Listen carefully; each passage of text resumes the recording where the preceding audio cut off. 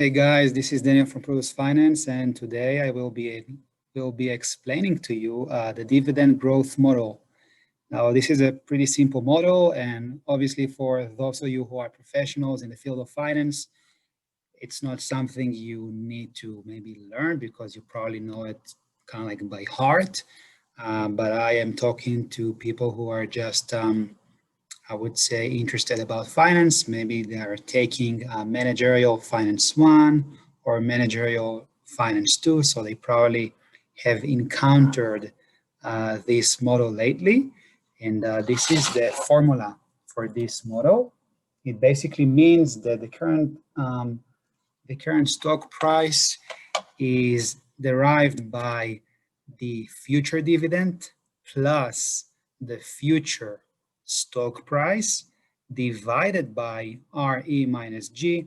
RE is equity cost of capital, and G is the growth rate. So let's start algebraically.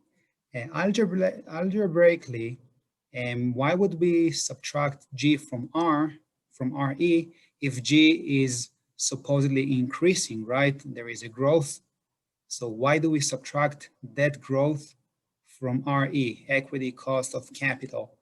So it's very simple. The smaller the denominator is, the larger the number, right? 5 divided by 1 is 5. 5 divided by 2 is 2.5, and 5 divided by 5 is 1. So if we subtract G from RE, we are getting a smaller and smaller and smaller denominator, and thus the number, the stock price, increases. Now, conceptually, what is G?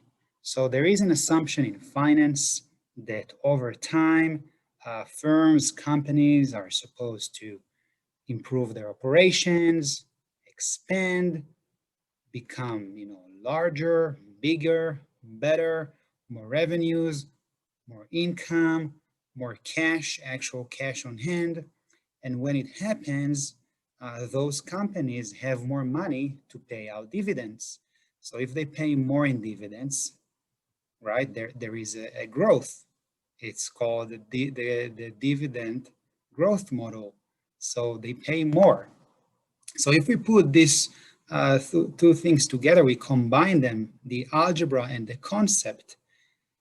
Whenever we subtract G from RE, the growth rate from the cost of capital, we get a smaller and smaller and smaller denominator, and thus the stock value increases.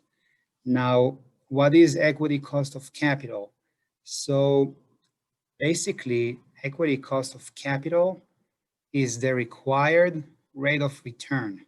Why is that so? Well, investors want to earn interest, to earn money for the risk they are willing to put into a company. So the equity cost of capital basically, in a way, is the cost, or it's the return that investors could have earned had they chosen to invest their money in a similar security of a different company, but maybe in the same market, in the same industry. So basically, this is a interest or a return that they expect to gain, to receive for putting their money in a company.